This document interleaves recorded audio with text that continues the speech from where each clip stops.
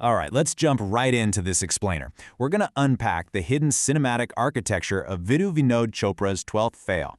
Now, if you're familiar with the story, you already know it's this incredible, gripping journey of resilience. But today, we're going a bit deeper. We're going to look beneath the surface of the plot and examine the literal gears and springs of how this story is told, really breaking down the specific choices that make the narrative hit so hard. Because rather than just a straight-up success story, our source material actually asks us to view this film as a piece of music. Think of it like a symphony, where every single artistic discipline is acting as its own instrument. The screenplay sets our rhythm and that huge emotional sweep, while the cinematography, the sound, and those incredibly grounded performances quietly build up the texture.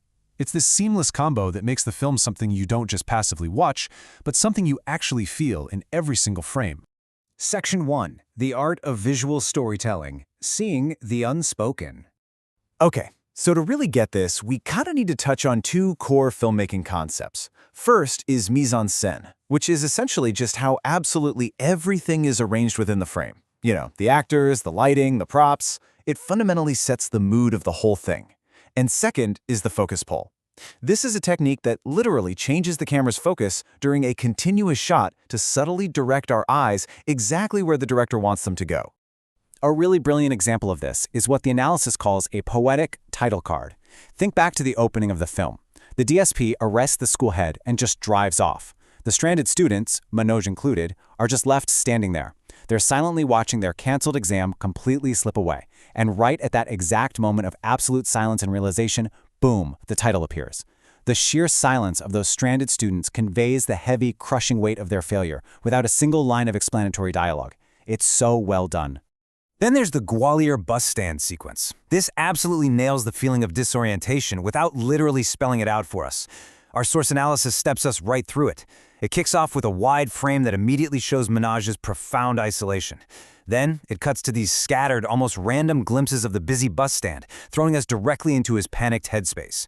Visually, it just drags us through this entirely restless night until the coaching center finally opens, bringing morning clarity. We're experiencing his sheer exhaustion entirely through the camera's lens. The film also uses these super subtle tricks to build up its texture. Take the night sequence at Shraddha's home in Mussoorie, for example. We see her partial reflection in the window against that faint night view while she's on a phone call. And just as you settle into that quiet, reflective mood, there is a very gentle focus pull. The camera shifts its attention to her father as he leaves the room before gently shifting right back to her. It adds this quiet, thoughtful, emotional layer to an already beautiful composition. It really shows us how shifting the focus literally shifts the emotional weight of the scene. Section 2. Smart Writing, Circular Structure, Subverting the Tropes. So the script just masterfully subverts our expectations. You know the drill. Cinematic conditioning tells us when a guy runs from the police station in Chambal, he's probably heading home to grab a gun for revenge, right? But instead, he unexpectedly shows up at the DSP's quarters. And later, right after Shraddha proposes to him, you totally expect the film to pause and lean heavily into the romance. But what does Manoj actually do? He pivots completely. He rushes off to Deep Mohan's place to figure out what he's missing to crack the UPSC mains. Both of these moments feel incredibly natural, but they constantly surprise us by defying those predictable movie tropes. And all of this built into this incredibly satisfying circular narrative. I mean, think about it. The story starts in Chambal, with Manoj as just an ordinary boy making cheat sheets. Copying is completely normal for him there. We then follow his grinding, grueling journey through all that UPSC preparation. And finally, the whole thing comes full circle. He returns to Chambal, but this time he's standing there as an IPS officer preparing to marry an IRS officer. It gives the entire journey this profound and structurally perfect sense of closure. Oh, and there's another really neat writing choice here, Pandey's narration. We actually have his voice guiding us before we even properly meet him.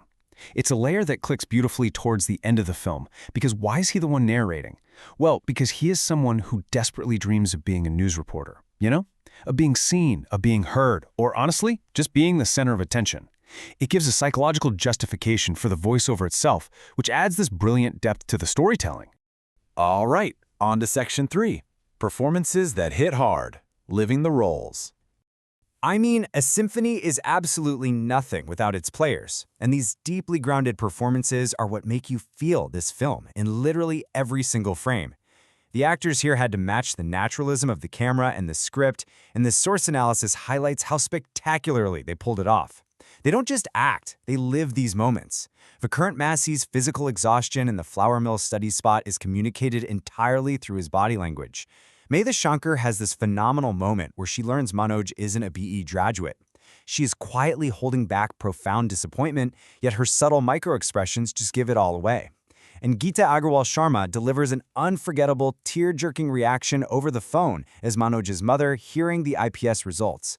Which naturally brings us to the number 1. That represents the one national award won by Vikrant Massey for his role here.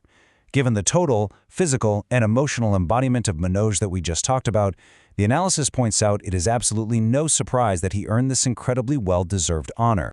Section 4. Where it falls short. The minor missteps.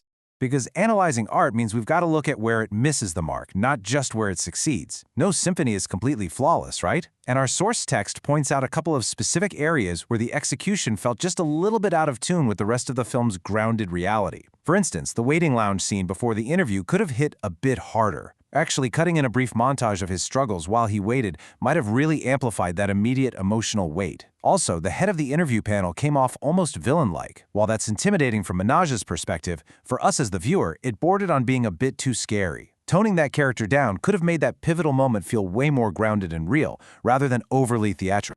Section 5. The honest journey, simple, real, deeply felt. Because despite those minor critiques, we really have to pull back and look at the core truth of this explainer. Those slight missteps don't derail the narrative, because the foundation of the movie is built on something incredibly sturdy. At the end of the day, Vidhu Vinod Chopra's ultimate triumph is his total dedication to keeping the narrative simple, real, and deeply felt. This isn't just some story about achieving success. It is fundamentally about how honestly that journey is told to the audience. That commitment to honesty, that's the glue holding the entire cinematic symphony together. Which ultimately leaves us with this really fascinating question. Why do simple, honestly told human journeys often outlast those heavily polished, theatrical blockbusters in our memories? It really makes you think about our own viewing habits, doesn't it? And why raw honesty in storytelling, especially when supported by smart mise-en-scène, subverted tropes, and deeply lived-in performances, stays with us long after the credits roll.